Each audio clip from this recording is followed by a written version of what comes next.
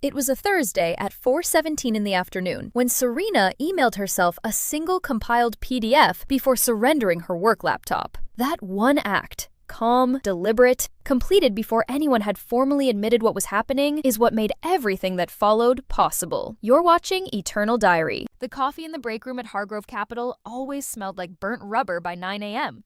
Someone made a fresh pot at 7, and then it sat on the burner until it turned into something closer to tar. I had complained about it once in my early days there, and a colleague had laughed and said that was just the smell of ambition. That was before Dorian Aldridge became my boss, when I still had the energy to find things like that funny. I want to be precise about who I was when this started, because the version of me that Hargrove Capital saw was never the whole picture. I was 31 years old, I had a graduate degree in financial compliance, and 7 years of institutional experience split between 2 firms. I had spent the last 4 of those years building the risk advisory framework that Hargrove used on every single mid-market acquisition valued over $40 million. I had done this over 2 years of evenings and weekends that no one tracked because no one had asked me to stay. I had just known, in the specific way that women who grow up without backup plans always know, that the work had to be unimpeachable if it was going to protect me at all. My name appeared in the acknowledgments of 2 consecutive annual reports. It was not in my job title. My title was Senior Risk Analyst. The men on my team who performed narrower, more procedural functions held the title of Risk Manager, which was 1 band higher, which translated to a difference of roughly $14,000 annually, which translated to the specific quiet insult of being the architect of something while being classified as one of its laborers. I want to be specific about what the framework actually was, because it matters to understand what was at stake and what was taken. Hargrove Capital acquired mid-market companies. That was their business model. Identify targets in a certain revenue range, acquire them, rationalize them, exit within a defined window. The risk exposure in that process is substantial. Regulatory compliance across varying jurisdictions, liability transfer at the point of acquisition, ongoing compliance architecture for the newly acquired entity. Most firms in this space outsourced that function or managed it reactively, which meant they were frequently discovering exposure after it had accrued rather than before. Yet what I built was a prospective framework, a methodology for mapping regulatory risk before acquisition rather than after. It used a set of assessment criteria I developed over 18 months of working through case studies, regulatory guidance documents, and actual acquisition records, and it reduced Hargrove's post-acquisition compliance remediation cost by approximately 30% in the 2 years following its adoption. This was a documented figure. It appeared in an internal efficiency report. It did not appear in my performance review with the associated context, and it did not result in a structural adjustment to my title or compensation. I had compiled a documentation of all of this, not bitterly and not obsessively, just as a matter of record. I am a person who likes to know what things are worth. I had flagged this discrepancy twice through HR. The first time, I was told that title restructuring was under review. The second time, the HR contact who had handled my original inquiry had left the company, and the new contact had no record of the prior conversation because the HR intake and documentation process at Hargrove was something I had, by that point, formally flagged in a compliance memo as structurally inadequate. The memo had been filed and not acted upon. That was the shape of things at Hargrove when Dorian arrived. He came from a larger firm in the Southeast, the kind that spent more on its lobby renovation than on its compliance staff, which should have told me something. He had the particular presence that corporate environments mistake for leadership. Tall, unhurried, skilled at asking questions in meetings without ever committing to an answer. The day he walked through our floor for the first time, he stopped at my desk and said, "You're Serena Voss. I've heard good things." I said, "Thank you." I did not ask who had said them, or what specifically, or whether any of those good things had translated into structural recognition of my actual contributions. I had learned by 31 that asking those questions in that order and that tone makes you difficult, and I was already working with a deficit. He shook my hand. His grip was the firm professional grip of someone who had been taught how to shake hands and practiced it. He moved on. For 8 months, things were functional. Not good, not rewarding, but functional. I reported to Dorian. Dorian reported to the executive committee. And the framework I had built continued to quietly protect the firm from the kind of regulatory exposure that would have cost them well into 8 figures if it had materialized. I got a 3% salary increase in January, which was below inflation, below what 2 male colleagues at my level received, and below what the market data I had been tracking for 6 months indicated my role should command. I documented the discrepancy, added it to a folder I kept on a personal cloud drive with the date and the specifics, and moved on. I was always moving on. I have had to reckon with this since, with how much of my professional life I spent absorbing things that deserved to stop me, and moving on instead, storing the cost of them in documentation rather than demanding the cost be paid at the time. Sure, there is something to be said for the documentation. There is also something to be said for the 31-year-old who had been taught so thoroughly to be low maintenance that she had internalized the lesson against herself. Arabella Forsyth joined Hargrove in March.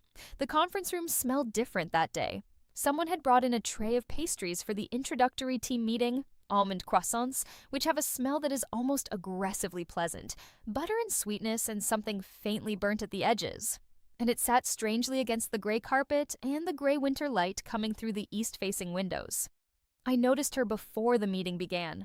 She was seated at the far end of the table, not near the door where I always sat, because I was always being called out of meetings for something urgent, but at the center of the long side, the seat that gets the most visual attention. She was beautiful in the particular way that people describe as arresting, meaning you registered her presence before you made a conscious choice to look. Dark hair worn down, a silk blouse in a deep wine color that cost somewhere between $800 and $1,200, which I know because my mother had been a retail buyer for 20 years, and I grew up understanding fabric and labor and price. The kind of posture that comes from having been told early and repeatedly that how you carry yourself is what people see before they see anything else. Dorian introduced her as the new Strategic Relations Director. I wrote this title down in the small notebook I kept during meetings, the same way I always wrote things down. Not ceremonially. Oh, just as habit. Strategic Relations Director. I did not recognize it from any org chart or headcount document I had reviewed. I noted this. After the meeting, I pulled up the HR system in my role as a compliance function with administrative access, which was one of the few remaining artifacts of the expanded scope I'd had before Dorian arrived. The Strategic Relations Director title had been created in the system 14 days earlier. The position description had been written by Dorian himself. The salary band had been set at 20% above mine. I closed the tab. I thought, this is information, not a crisis. This is a data point, not a conclusion. That was my first of many controlled responses to things that were, in fact, conclusions. I want to explain the dynamic between Dorian and Arabella clearly, and without embellishment, because the facts are dramatic enough on their own. They had known each other before she joined Hargrove. I did not know this at first, and it was not disclosed to anyone, and the HR intake process that she had gone through did not ask about pre-existing professional relationships with current employees, which was, as I have mentioned, one of the specific inadequacies I had flagged in the compliance memo that sat in a file cabinet somewhere in the Hargrove HR department, unread. I found out about their prior relationship the way you find out about most things in a corporate environment when you are a woman who has learned to become unremarkable in proximity to candid conversation. I was standing near the kitchen alcove, waiting for the microwave, and I stopped registering as a person in the room. Dorian was at the counter waiting for the espresso machine, talking to Marcus from business development. He said something I couldn't catch, and Marcus laughed, and then Marcus said, "How long have you two actually known each other?" And Dorian said, with the particular ease of someone who is not embarrassed and knows they probably should be, "Long enough." I went back to my desk. I opened the cloud folder. I created a new entry with the date, the time, the names, and an accurate record of the exchange. I kept the entry factual. I did not editorialize. The editorial was in the filing. This is the thing about documentation that people misunderstand when I explain it. It is not paranoia, and it is not the hobby of anxious people who anticipate disaster. It is the decision to treat your own experience as evidence. See, it is the recognition that memory is fallible and institutions have engineered short ones, and that if you ever need to prove something happened, you will need more than your word against the word of someone with more organizational gravity than you have. I want to describe the system specifically because this is the part that has practical value beyond my particular story. The cloud folder lived on a personal storage account I had set up before I was employed at Hargrove, using a personal email address that was not connected to any employer. I had a folder structure that was simple: a main folder for professional records, subfolder by employer, subfolder by year. Within each year, a running document organized chronologically.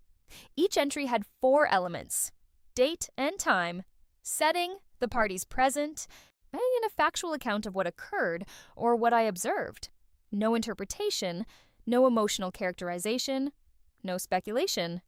Just, this happened here at this time, and these were the facts. When I received an email that was relevant, a message in which a commitment was made or a characterization was applied or a change was announced, I forwarded it to my personal email immediately. Not as a measure of malice, but as a habit of preservation. When I received documentation through the HR system in my compliance role, records of title changes, compensation updates, headcount adjustments, I noted them in the document with the relevant dates. I also kept a separate, very brief log of what I would describe as atmospheric observations. Not evidence, exactly, but context. The way Dorian's manner shifted after Arabella arrived in meetings where she was present, the way certain meetings were minuted and others were not. The way credit was attributed in formal communications versus how it had been established in the working record. I kept these separately, and I labeled them as impressions rather than facts, because I was precise about the difference. What this system did, over months, was create a record of the kind that human memory cannot maintain on its own. Not because I have a bad memory, I have an excellent one, but because memory contextualizes and softens and reorders over time, and documentation does not. Documentation is fixed. It is dated. It is what you wrote down at the time, not the story you told yourself about it later. This distinction matters enormously in legal proceedings. Patricia explained it to me in terms I found clarifying. The value of a contemporaneous record is not just that it exists, but that it was created at the time before there was any reason to shape it toward a specific outcome. A note made on a Tuesday in March of last year is fundamentally different from a recollection of what happened on a Tuesday in March of last year because the note has not had 8 months of subsequent events to distort it. Courts understand this. Institutional investigators understand this. The timestamp is not a technicality, it is the credibility of the record. I had been keeping records for 7 years. Not constantly, not obsessively. Some months had very little in them, because some months had very little that needed noting, but the habit was there, and when the Hargrove situation began to develop, I already knew how to document it. I didn't have to learn the skill under pressure. I just applied it. I had been keeping these notes since my 3rd month of working for Dorian. Dated, factual, specific. Not because I had a strategic plan, I genuinely did not. Not then. But because I had watched my mother navigate 15 years in a workplace that had no interest in protecting her, and I had understood very young that the women who survived were the ones who had records. The next 4 months unfolded in the way that certain kinds of institutional violence unfold. Gradually, with each step individually defensible, the pattern only visible when you have been taking notes. In April, Arabella was given access to the client relationship files. I was told this was to help her develop a picture of current strategic priorities. I noted this, said nothing about it, continued doing my work. In May, I was removed from the external client meeting rotation. Dorian explained this in a one-on-one that lasted 11 minutes. I noted the duration, as I noted the durations of things, as a refocusing of my responsibilities toward internal process work. More aligned with your core strengths, he said. He said this with the specific inflection of someone who believes they are being kind while they are being cruel. And I recognized the inflection because I had been on the receiving end of it before in smaller ways from smaller people. I said, I'd like that in writing. He paused. The pause was brief but real. The pause of someone adjusting to an unexpected register of response. He said, "So of course," and sent me an email 3 days later that described our conversation as a discussion of refocusing my responsibilities toward core competencies. This was not what he had said.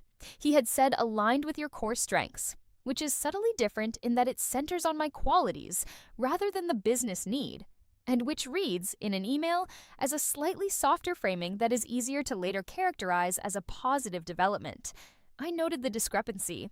I saved both things, the original notes and the emails, in 2 separate locations.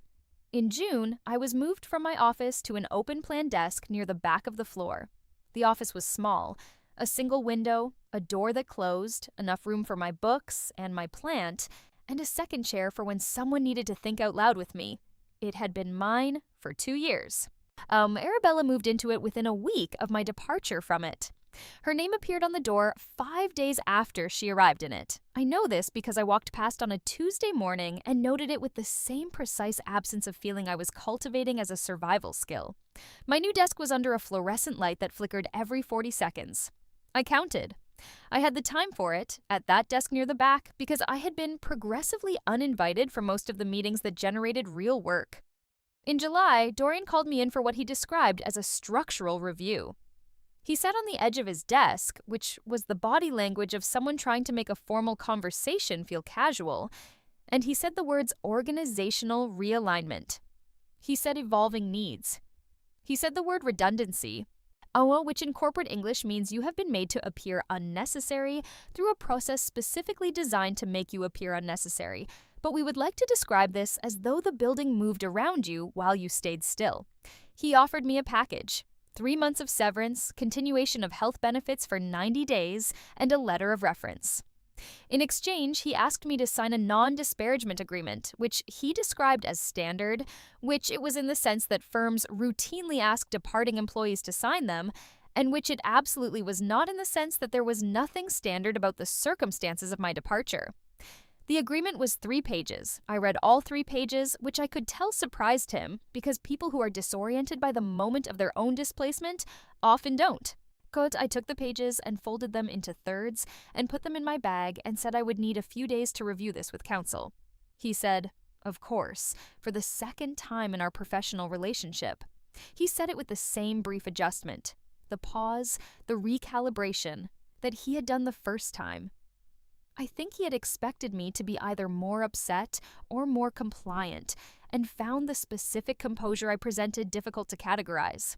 I walked out of his office, past Arabella's name on the door of my old office, past the flickering fluorescent at the back of the floor, and down the elevator and out the revolving door, and stood on the street in the late July heat, and felt the cold clarity that I had come to recognize in myself as the thing that lives beneath panic. Not calm, not its absence.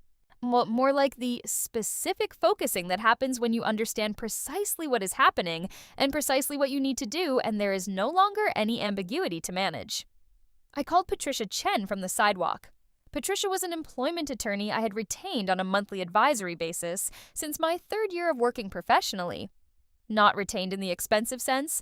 She was on a modest consulting arrangement, a few $100s a month, the cost of one nice dinner in exchange for quarterly check-ins and the right to call her when something happened. I had found her through a woman I had met at a professional association event who had described Patricia as the person you want already in your corner when you find out you need someone in your corner. I had thought this was good advice. I had followed it. This was, without overstating it, one of the best decisions of my professional life. Patricia was small and precise in the way of someone who has spent 20 years in rooms where precision is the only form of power she was unambiguously permitted. She had short, gray-streaked hair and spoke in the kind of complete sentences that made you understand exactly how much something was going to cost them, not you. The quarterly check-ins had been, for most of the years I had known her, relatively uneventful. I would summarize the professional landscape, she would ask specific questions about compensation parity and scope of responsibilities and anything unusual I had documented, and she would either confirm that things were within normal variation or flag something for closer attention. She had flagged my situation at Hargrove twice in the years before Arabella arrived. Once for the compensation gap, once when I was passed over for a title review that 2 male colleagues received, and both times she had counseled me to document and wait, because the case was not yet legally specific enough to act on. By the time I called her from that sidewalk, it was legally specific. I called her from the sidewalk and summarized the situation in 5 minutes, which is all the time she ever needed. She asked 2 questions. What was my documentation status, and had I signed anything? I said I had been keeping records for months and had not signed anything. She went quiet in the particular way that Patricia went quiet when she was thinking faster than she was speaking, and then she said, "Get off the street. Go somewhere quiet." "Well, call me back in 20 minutes. I went to a coffee shop 2 blocks away. I ordered water and sat in a corner booth and called her back. She said, "What you've described is not ambiguous. Title created specifically for her, pay differential, removal from client work, office displacement. The timeline you've described, 8 months of progressive marginalization following her arrival.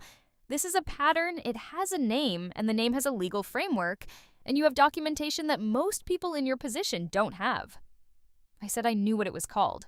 She said, "Good. Now let's talk about what to do about it." There were several paths available. Patricia walked me through each with the brisk efficiency of someone who has given this briefing many times and respects the person on the other end enough not to soften the edges. I could file an EEOC complaint immediately, which would initiate an administrative process that would move slowly and generate its own paper trail. I could negotiate my exit aggressively before signing anything, using the documentation I had as leverage. I could do both, in sequence. What I could not do, she said this with a particular emphasis that I felt in my sternum, was sign that non-disparagement agreement as written. "Why specifically?" I said, not because I didn't know, but because I wanted to hear her say it. She said, "Because signing it as written would prevent you from participating in any future proceedings involving the same parties, the same institution, and the same documented pattern of conduct. Any future proceedings." She repeated the phrase exactly. I am very deliberate about my language. I said I understood. "Oh, do you have a sense," she said, "that there might be future proceedings to participate in?" I thought about what I had observed at Hargrove, about the specific way Arabella moved through the floor, about the younger men on the team who had, in the months since her arrival, acquired the particular subdued quality of people who have something to manage, about a conversation I had half heard, once, near the elevator bank, that I had stored in the cloud folder with a note that said, "Flagged. Observe and record if pattern develops." I said, "I have an instinct." Patricia said, "Good. Protect it." She sent me a framework document that evening. Not legal strategy, but a practical structure for the next 72 hours. I printed it, annotated it in pencil, and shredded it. I did not keep copies of Patricia's operational guidance in the same places I kept my evidence, for reasons she had explained to me years earlier, that I won't elaborate on here, but that anyone who has worked with a good employment attorney will understand. What followed was 72 hours I have thought about many times since, because they were the hours in which the entire subsequent sequence became possible. I went back to the office the next morning as though nothing had changed. I was available, professional, and thorough. I completed every piece of work that was still assigned to me. I answered every email.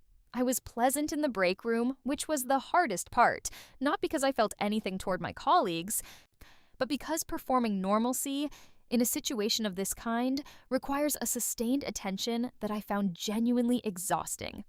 The fluorescent light above my desk flickered. I stopped counting and let it flicker. On the second morning, I organized everything I intended to retain. I worked from Patricia's framework, which she had emailed me in a document that I printed, annotated, and shredded on the evening of the first day. I was not going to take anything that was Hargrove's intellectual property. I was not going to take client data, confidential business information, proprietary financial models, or anything that had been developed in the course of my employment and belonged to the firm. This was not altruism. It was precision. Taking proprietary information would have introduced a legal vulnerability that would have cost me everything I was trying to protect. What I retained was everything that was demonstrably, legally mine. The original drafts of the Risk Advisory Framework, in the versions time-stamped before Hargrove had formally adopted it, with the document metadata showing my authorship and the creation dates. These drafts predated my employment by 4 months, which meant they had been brought in as part of my qualifications, and remained, under applicable IP frameworks, jointly mine. I had looked this up. I had a memo from Patricia confirming it. My full performance review history, including 2 instances in which I had been rated at the highest available tier by managers who had subsequently left the company and whose positive assessments had not translated into the structural recognition they should have, my complete compensation history, with the market rate data I had compiled alongside it, showing the systematic underpayment relative to male colleagues at equivalent or lesser scope. The compliance memo I had submitted 18 months earlier, flagging the inadequate HR intake process, including the version with the submission timestamp and the name of the HR contact who had received it. Emails. Specifically, emails in which I had originated processes, initiated client strategies, or produced analytical frameworks that had subsequently been attributed to unnamed internal teams in external communications and board reports. I was careful here. Only emails in which my role was unambiguous, only exchanges in which the chain of attribution was clear, only documentation where what I was retaining was factual record rather than interpretation. And the cloud folder I had been maintaining for months, the dated factual notes, which I had always kept on my personal account and which had never resided on a Hargrove system. I added a final entry, a precise account of the 72 hours from Dorian's offer to my departure, date, time, what was said, what was offered, what I observed. On the Thursday evening at 4:17, I compiled all of this into a single PDF. I emailed it to myself. I received the email, confirmed the attachment had transferred correctly, and then I cleared my work laptop. I returned my access badge to the security desk in the lobby. The woman behind the desk said, "Have a good evening." And I said, "Thank you," and walked out through the revolving door.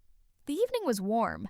There was the specific urban smell of late July, vehicle exhaust and restaurant ventilation, and the faint greenness of the trees they had planted in the paving cuts along the street. And I stood in it for a moment and thought about nothing in particular, and then walked to the train. I did not feel victorious. I did not feel defeated. I felt operational, which was accurate to what I was. Patricia filed the counter-proposal 4 days later, after I had reviewed it and approved every line. Rather than the original 3 months of severance, that I was asking for 9 months, with benefits continued for the same duration, I was asking for formal written credit for the risk advisory framework in Hargrove's internal documentation. Not a public announcement, not an external statement, just a formal acknowledgement in their institutional record that would make the authorship clear and indelible. I was asking for a complete release from the non-compete provisions in my original employment agreement, which would have restricted my movement within the financial advisory industry for 18 months. And I was declining the non-disparagement language entirely and offering instead a mutual professional conduct agreement, which is a different thing. It says we will both behave like professionals, rather than you will not speak and we reserve our right to say whatever we like. The neutral reference provision was mine. Not the glowing letter Dorian had offered, but a factual confirmation of my role, tenure, and responsibilities. A glowing reference from a man who had just orchestrated your displacement is a document you don't want in circulation, because it exists to make the displacement look benign rather than to accurately represent your work. Hargrove's legal team took 10 days to respond. When they did, they came back with 6 months, benefits for 6 months, agreed to the non-compete release and the formal credit provision, but pushed back on the mutual conduct language and pushed hard for a more positive reference framing. Patricia told me the pushback on conduct language was what she expected. She also told me that the speed and scope of their concessions, the formal credit especially, which corporate legal teams almost never concede without a fight, indicated that they had reviewed the documentation I had compiled and had understood its implications. She said, "They're nervous about the framework authorship. They don't want your name attached to their compliance infrastructure in a way that makes any future regulatory examination complicated." I said, "Then they should have put my name on it when it mattered." She said, "Agreed. They didn't. Now they're paying for the credit in the terms of your exit rather than at the time of the work. It's late, but it's binding." I took 6 months, I took the formal credit, I took the non-compete release. I accepted a reference that was factually accurate about my tenure and responsibilities rather than effusively positive. I did not sign a non-disparagement clause. And then Patricia submitted the signed agreement. It was countersigned by Hargrove's general counsel within 48 hours, which was the fastest any response in this process had moved.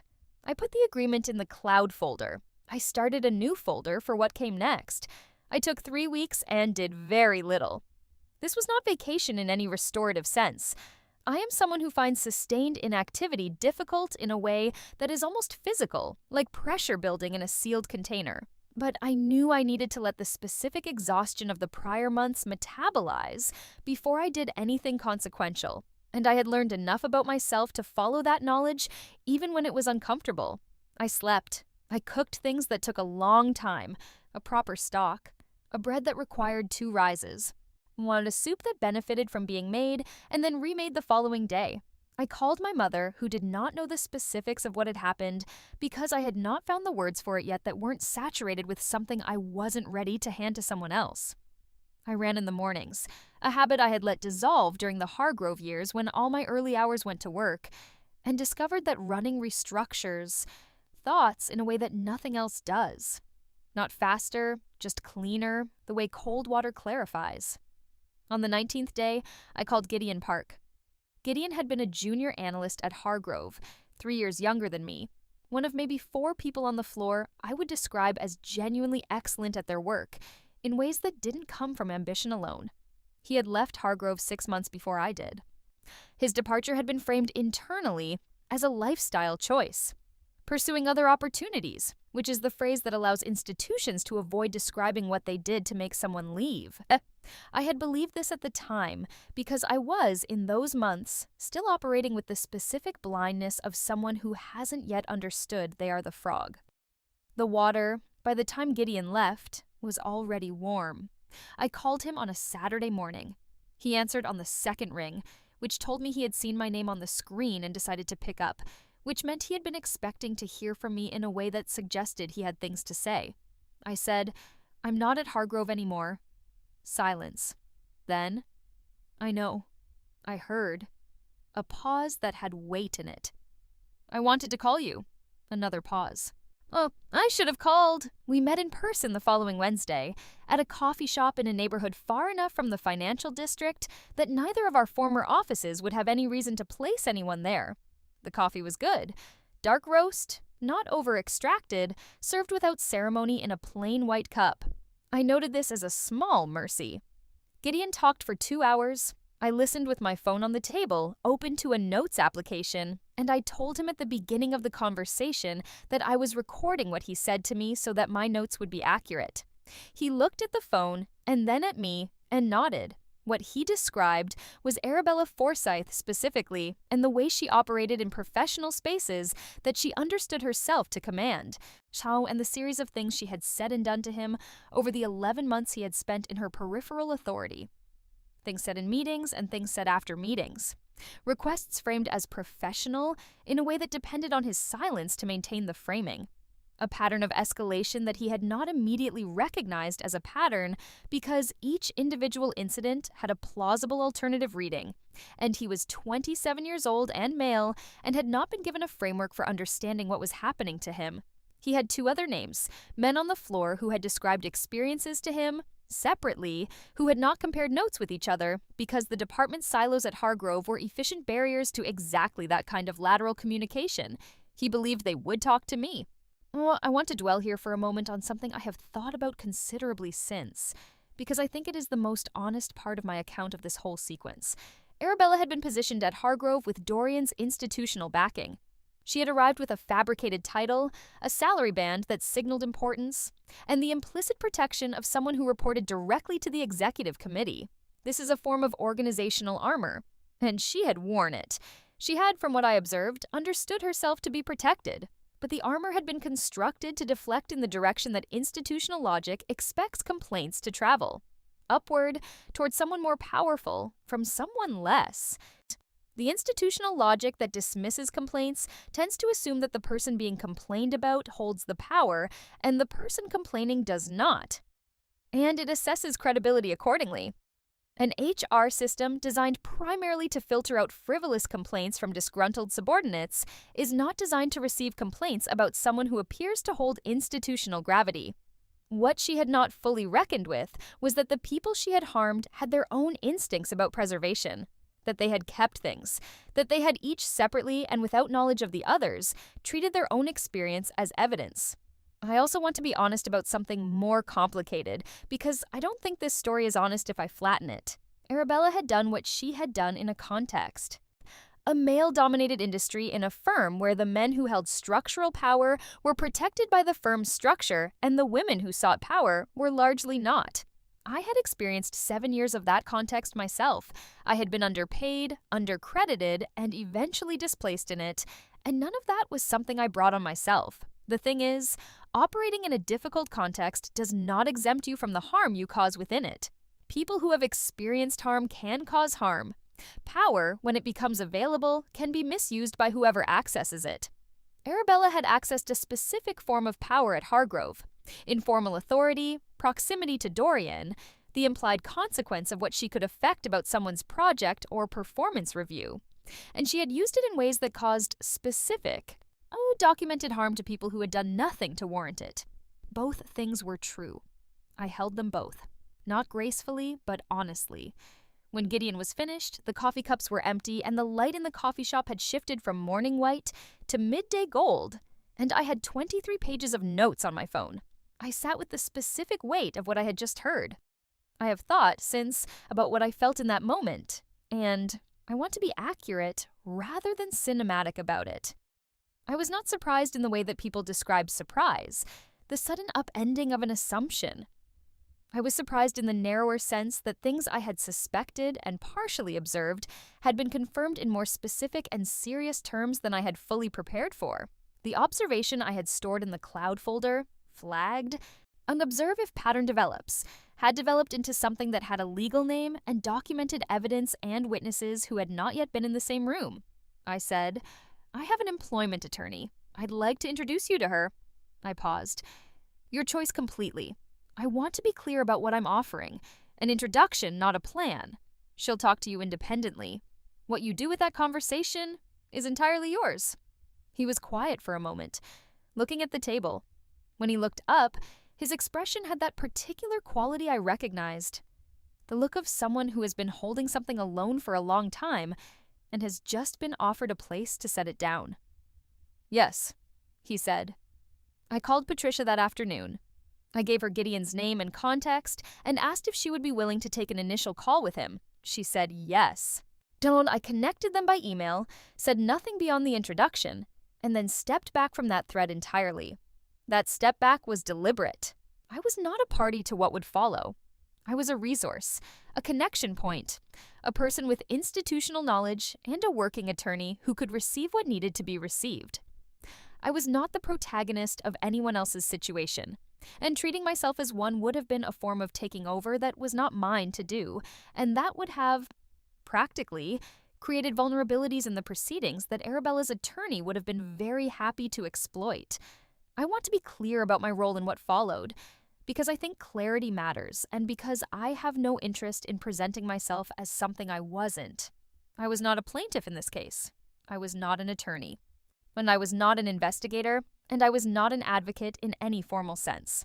What I was, someone with specific institutional knowledge, a documented record of conduct within the same institution, and a retained attorney who was willing to hear the accounts of potential plaintiffs and assess their legal options. My role was to connect, to organize, and then to step back. Patricia met with Gideon first, alone, without me. Then she met with the second man he named. His name was Nolan. He had been in corporate development. He had kept a folder of his own, not as organized as mine, but substantial. Then with the third, whose name I will not use here. 3 meetings over 3 weeks, separate, so that no one could later characterize their accounts as coordinated or constructed. Meanwhile, what Patricia found when she had seen all 3 was that their accounts were consistent in the ways that matter legally. In the pattern, the mechanism, the escalating nature, and the specific power dynamic created by Arabella's position. And what she also found was that each man had, through his own separate instinct, kept records. Gideon had emails. He had forwarded them to his personal account during the period they occurred, which is a thing people do when they have an instinct that something is being preserved in a system they may not always have access to. Nolan had a voicemail. He had, at 11:30 on a Wednesday night 8 months earlier, converted it from his phone's voicemail system to an audio file and emailed it to himself, for reasons he described in his deposition as instinct. That audio file had his phone number, a timestamp, and the content that Patricia later described to me, without specific details, as material. The third plaintiff had screenshots and printed calendar entries.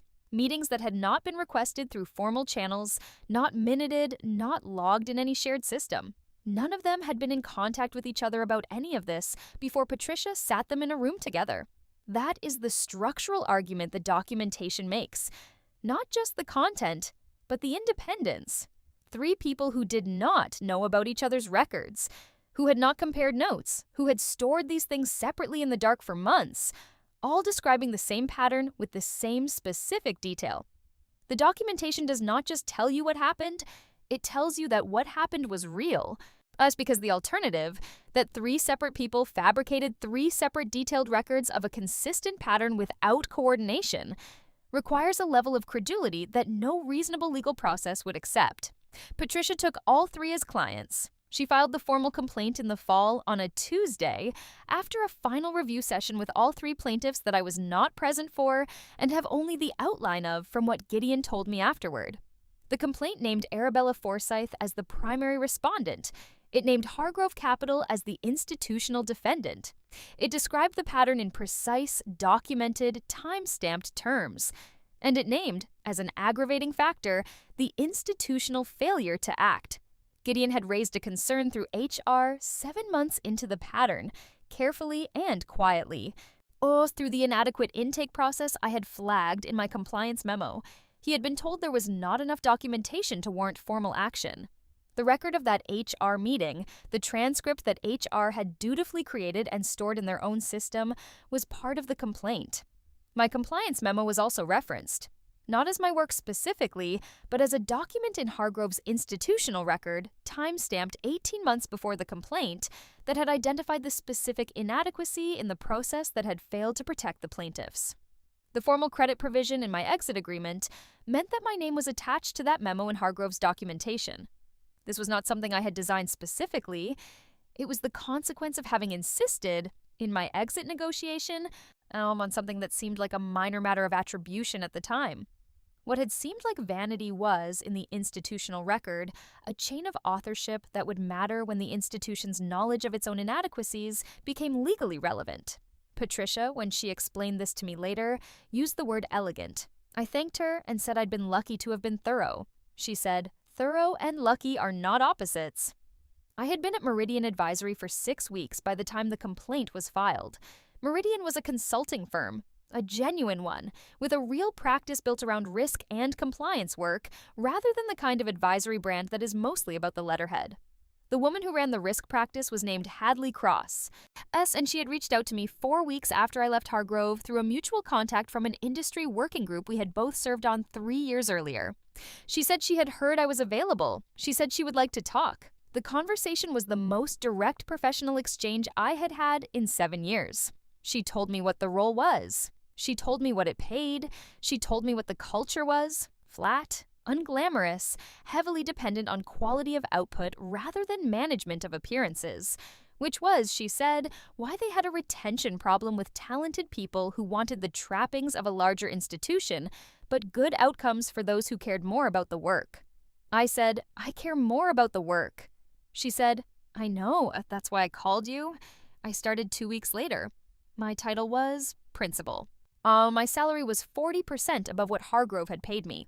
I had an office with a window and a door that closed and a plant that I brought from home. The work was substantive. I was given a client in the first week, a financial services company with a compliance architecture that had been built piecemeal over 15 years and needed to be rebuilt from a coherent framework. It was exactly the kind of problem I was good at, and I worked on it with the specific pleasure of doing something you know how to do in an environment that allows you to do it fully. I did not think about Hargrove constantly. I want to be honest about this, because I think there is a story people tell about situations like mine in which the wronged person is consumed by the consuming of it, all living toward the resolution as though it is the destination rather than a consequence. I was not consumed, I was working. I was sleeping properly, I was running in the mornings and cooking in the evenings and calling my mother on Tuesdays. The Hargrove situation was present in the way that serious things are present, not in every thought, but in the ground beneath them. The complaint surfaced publicly on a Thursday morning in the late fall. Industry legal publications ran it first, which is where these things always appear before they move into broader coverage. The headline was factual and specific. 3 male employees of a mid-tier financial advisory firm had filed a formal workplace harassment complaint against a female senior colleague. The complaint was detailed. The documentation was extensive. The institutional failure to act had been formally included in the legal filing. It crossed into general business coverage by the weekend. The story's specific novelty was not lost on any of the publications that covered it. And I want to address this directly because it is a thing people noticed and I noticed them noticing. The reversal of the expected dynamic, female perpetrator, male targets, an institutional structure that had failed to protect men from a woman who held informal but material power over them, was the thing that made it a story rather than a legal filing. It generated a particular kind of attention that I have complicated feelings about, because the experience of each of those 3 men deserved to be taken seriously on its own terms, and not primarily as an interesting inversion of a more familiar narrative. And at the same time, the complexity of what had happened, the fact that Arabella was herself a woman operating in a difficult industry, that the dynamic at Hargrove was shaped by multiple overlapping power structures, rather than a single clean line of culpability. That complexity was in the story, for those who read it carefully. I read it carefully. I was at my desk at Meridian when the story broke publicly.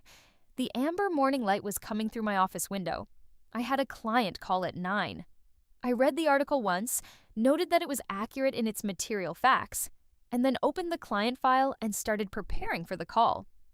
The client work at Meridian was the thing that kept me honest about myself during this period. It would have been easy, in the abstract, to make the Hargrove situation the central narrative of my life for those 11 months, to track it obsessively, to let it organize my days, to position the resolution as the thing I was waiting for. I did not do this, partly because it would have been both professionally and personally destructive, mostly because the work was genuinely good and I genuinely liked it. The company I was rebuilding the compliance architecture for was a mid-sized financial services firm with a 15-year-old system that had been added to piecemeal every time a new requirement surfaced, which meant it had the structural coherence of a building that had been expanded without an architect. Things were technically compliant, but precariously so. One significant regulatory change away from expensive, difficult remediation. Now, my job was to find the load-bearing walls, assess the foundation, and redesign around what was actually there rather than what anyone wished was there. This is the kind of work I love. It is unglamorous. It requires patience with existing systems that were built by people who made reasonable decisions under the constraints they had at the time. It requires resisting the impulse to tear everything down and start over, which is always the exciting option and rarely the right one. It requires building a structure that can absorb future change without fracturing, which means understanding not just the current regulatory environment, but the direction regulatory environments tend to move, and designing margins accordingly. I worked on it in the early mornings and in the focused block after my last call of the day. I had walls and a door, and coffee that was not burnt. And I had colleagues who asked good questions and expected good answers, and did not require me to manage their impressions of me alongside doing the actual work. This is a thing I had not fully understood I had been doing at Hargrove until I stopped doing it at Meridian. The constant secondary labor of performing your own legitimacy, the management of perception. The specific, exhausting vigilance of a person who knows their standing is contingent and is working, always, to maintain it. At Meridian, I put that weight down, and I did not realize how much of my capacity it had been consuming until I had the capacity back. This is the thing I most want to convey about this period, and it is the hardest to make interesting. The work continued. The ordinary daily work of being a person who does a job continued, and it was the most important thing. The situation had a legal process now, which meant it no longer needed me to manage it. What it needed from me was specifically what Patricia had told me it needed: to have nothing it could use. Dorian Aldridge released a statement on a Friday afternoon, which is when institutions release statements they want to minimize. Friday afternoon, after most people have stopped paying attention for the week, the statement said the words "deeply committed and appropriate action" and "independent review," which are the assembled phrases of a corporate communications team that has been asked to generate text indicating response without committing to anything. He resigned 3 weeks later. His departure was announced as a mutual decision. I read this in a trade publication notification on my phone during a lunch break and then ate the rest of my lunch.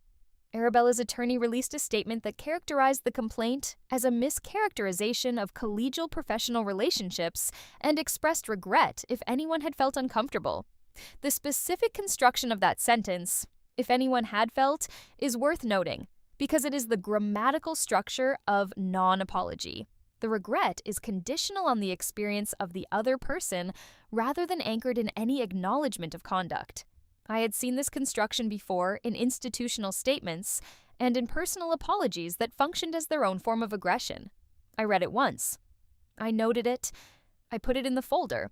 And there was a thing Patricia told me during this period that I want to pass on in specific terms because it addresses the institutional mechanism that made the complaint effective. She said, "The reason this holds together is not primarily the accounts of the plaintiffs, though their accounts are credible and consistent. The reason it holds is the independence of the documentation. Each man preserved records without knowing the others had. The HR transcript shows the institution knew. The compliance memo shows the institution had been told the process was inadequate. The exit agreement you negotiated shows the institution had reason to understand the risk of its own conduct. All of this predates the filing. All of it exists in the institutional record. You cannot revise institutional records retroactively. And you cannot pretend documents timestamped 18 months ago don't exist because they're inconvenient now." She paused and then said, "The architecture of documentation is what this case is built on. Not emotion, not credibility contests, paper." I thought about this for a long time afterward, about what it means to build a case, not in a moment of crisis, but across years of careful practice. About the specific patience required to treat your experience as evidence before you know what proceedings you're building toward. About the fact that if I had not flagged the HR process inadequacy in that memo 18 months before it became legally relevant, if I had not insisted on the formal credit provision in my exit agreement before I knew it would matter, if the 3 plaintiffs had not each separately, instinctively, preserved their records, the architecture would not have held. The institutional investigation that Hargrove conducted internally, parallel to the external proceedings, surfaced additional materials that had not been in our original documentation. This is a thing that sometimes happens when institutions investigate themselves under the pressure of external proceedings. They find things they would have preferred to leave unfound because the cost of later being caught sitting on them is higher than the cost of disclosing them now. Among the things surfaced was a letter of reference that Dorian had written for Arabella when she had transitioned from her previous employer to Hargrove. The letter described her as exceptional. The previous employer, when contacted as part of the broader investigative process, he had produced records indicating that her departure from that firm had been attended by circumstances that included an informal internal complaint that had been and this is the word that appeared in the documentation, not my word, resolved. The nature of the resolution was not public record. Patricia shared this with me, not because I needed to do anything with it, but because she said it was material to my understanding of the scope of what had occurred, and she believed I was owed that understanding. I received it as I had received most things by this point, as data, which I recorded and filed and did not circulate. The settlement was reached 11 months after the filing. It was a Tuesday morning in early fall, almost exactly a year after the complaint had been filed, when Patricia called me. I was at my desk, but the amber light was back, the same angle, the same hour, the way seasonal light returns to the same coordinates as though it never left. She said, "It's done?" I said, "Okay." She said, "The institutional portion is substantial. The findings have been incorporated into the formal record. The regulatory body has been formally notified. I said, and Arabella. A pause. Her personal liability is also not nominal. Her attorney's characterization of the conduct as misunderstanding did not survive the documentation. I said, no, it wouldn't. Patricia said, are you all right? I thought about this honestly, in the way you can when someone asks it sincerely. I said, ask me in a month. She laughed. It was the right response.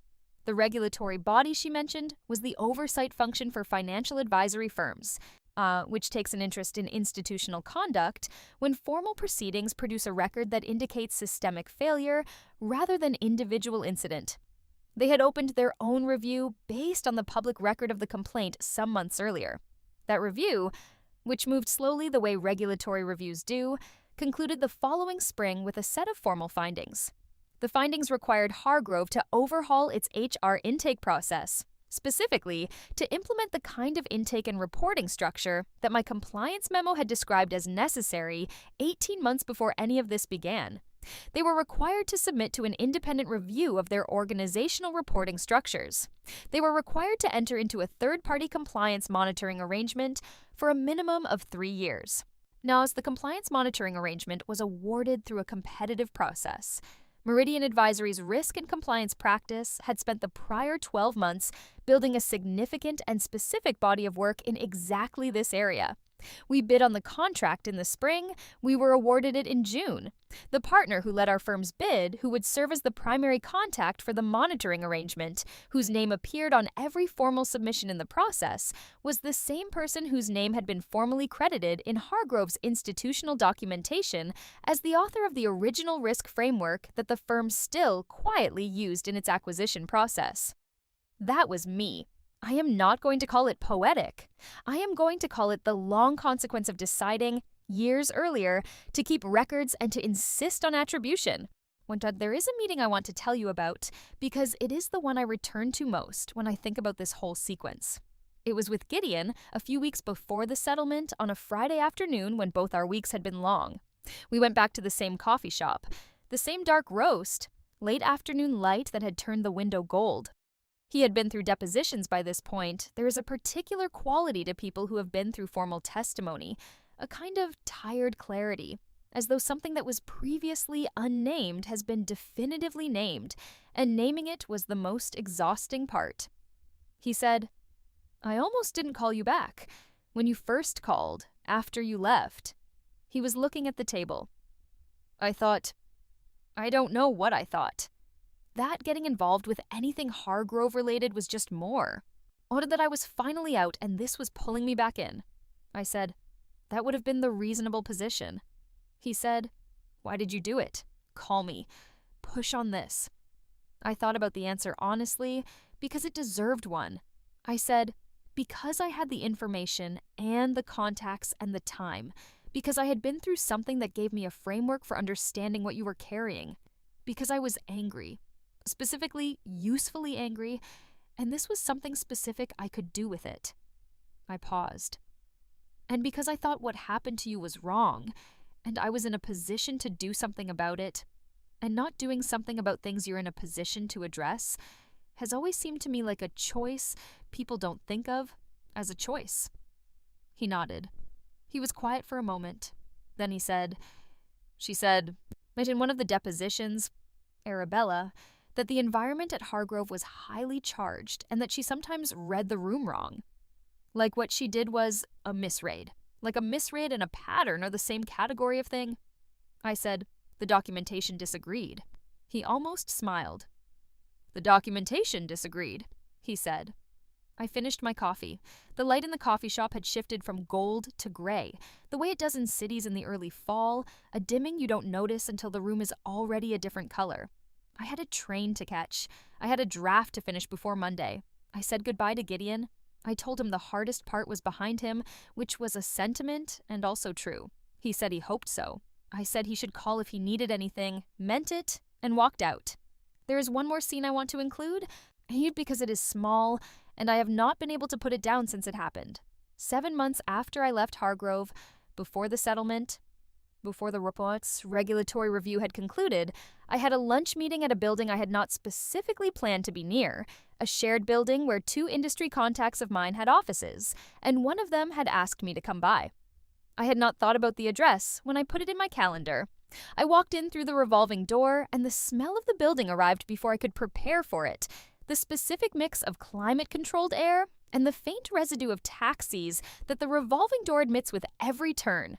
A smell I had breathed for years without cataloging it consciously, apparently storing it intact.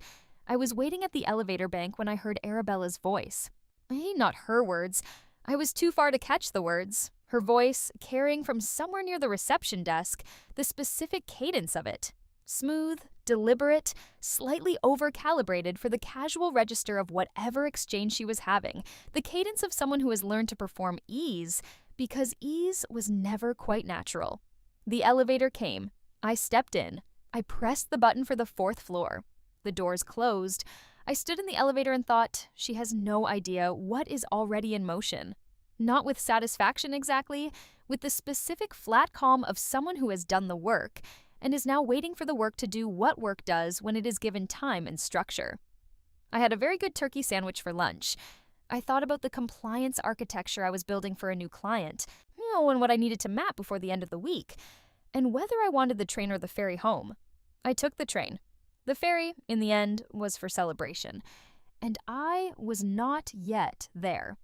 I want to end with something practical, which is what this whole story has always been about beneath the narrative.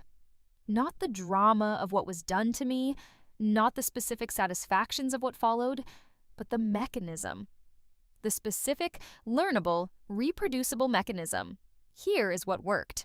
I started keeping dated, factual notes in my 3rd month of working for Dorian, before I had any specific reason to anticipate what would happen. I kept them on a personal account that was mine, regardless of my employment status. This cost me nothing except the habit of precision, which was already mine. And the 10 minutes a day it takes to make a note when something noteworthy happens. I retained an employment attorney in my 3rd year of working professionally, before I was in crisis, because the only time legal counsel is not expensive in the ways that matter is when you have it before you need it desperately. I maintained the relationship on a modest advisory basis, the cost of 1 dinner a month, and I called her when things happened and let her context accumulate over years. By the time I needed her fully, she already knew the architecture of my situation. I did not sign the non-disparagement agreement as offered.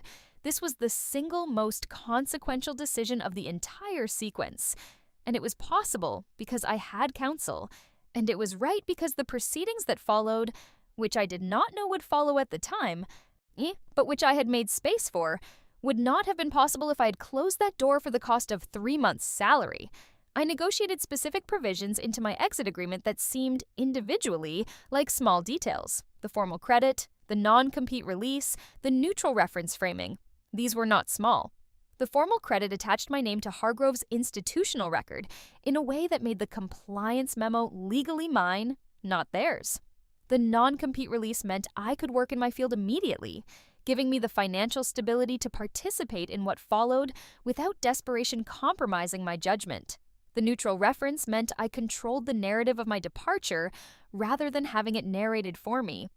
And then when I had the information and the connection and the means, I helped the people who needed help, and then I stepped back and let the process be what a process is, which is slow and procedural and unglamorous, and when the documentation is sound, inexorable. I did not design the specific outcome. I prepared the conditions for multiple outcomes and kept as many doors open as I could, and the right outcome walked through. There was a morning, weeks after the settlement, that I want to describe because it is the ending I actually lived rather than the one that would make a better story. I was at my desk at Meridian at 7:45, which is when I usually arrived. The amber light was coming through the east-facing window at the angle it comes at that hour, low and specific, like it knows exactly where to land. Good coffee, not burnt. 3 messages on my phone. One from Patricia, which said 2 words, "It's done." One from Gideon, which said thank you. One from my mother, who calls on Tuesdays because she has called on Tuesdays since I moved away from home and has never stopped. I called my mother back first. We talked for 15 minutes about her garden and a hedge dispute with the neighbor and a novel she had been reading that she thought I would like. At the end, she said, "You sound rested." I said I was. This was mostly true. Then I opened the client file and got to work. I had a meeting at 9. I had a draft to finalize. The compliance architecture I was building for the new client was in its second phase, which is the phase where the framework begins to show its bones, where the logic of the thing starts to be visible. And this is my favorite phase of every project. The moment when a structure you have been imagining reveals itself as real. I have thought a lot about the documentation strategy since all of this, and I want to say something about what it meant beyond its legal function. Keeping records of your professional experience is an act of self-respect before it is a tactical decision. It is the decision to say, my experience has value as evidence, and I am going to treat it accordingly. That I was here, that this happened, that the sequence of events was what it was, and that I am the person who knows the sequence because I was the one paying attention. Women are taught, often without words, to let things go, to smooth over, to be easy to work with, which frequently means being easy to discount, to file concerns and not follow up. The filing system I kept for 7 years was a rejection of that teaching. Not loud, not dramatic, not performed for anyone. Quiet, consistent, thorough. That kind of rejection compounds. The morning after the regulatory contract was announced, hours, meridians, the monitoring arrangement that should not have been ironic and somehow was, I had a lunch with a junior analyst at our firm. She had been 3 years into her career and had asked, through a mutual colleague, whether I had time to talk about navigating performance reviews. I had said yes without hesitation because I always say yes to that particular question. We met in the small conference room on the 3rd floor, the one whose window looks out over the courtyard rather than the street, which is quieter and easier to think in. Bakshi had a notebook open and was writing in it before I started speaking, which I noticed with something that was not quite recognition and not quite pride, but was close to both. I said, "Start keeping dated records now, before you have a reason to." A note when something happens, time-stamped, factual, in an account that is yours regardless of your employment status. The habit costs nothing, and the value compounds. She wrote this down. I said, know what you own. The frameworks you build, the processes you originate, the analytical structures that you bring to problems. Know it formally. Put your name on things. Protect the authorship. Not from vanity, from the understanding that institutional memory is short and selective and will not preserve your contribution unless you have made it indelible. She wrote this down. Yet I said, find an employment attorney before you are in crisis. One meeting, one retained relationship, before anything goes wrong. The cost is a fraction of what you spend on professional clothes or professional development courses. The alternative is expensive in every form. She nodded and was still writing. I said, do not sign anything that closes doors you haven't looked through yet. Read everything. Ask what it prohibits, not just what it permits. A non-disparagement clause is not standard. It is a specific instrument that forecloses specific futures, and you should understand which futures before you decide whether they are worth forfeiting.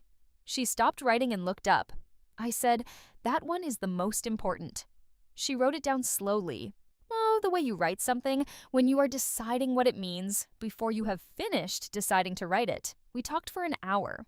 When she left, I sat for a moment in the quiet of that room. The courtyard light came in sideways through the window and landed on the table in a long, pale stripe. I thought about nothing specific and everything in general, the way you do when a sequence has genuinely concluded. Then I went back to my desk and finished the draft I had been working on. It was good work. I was good at it. That was enough. It turned out that, in the end, it was exactly enough.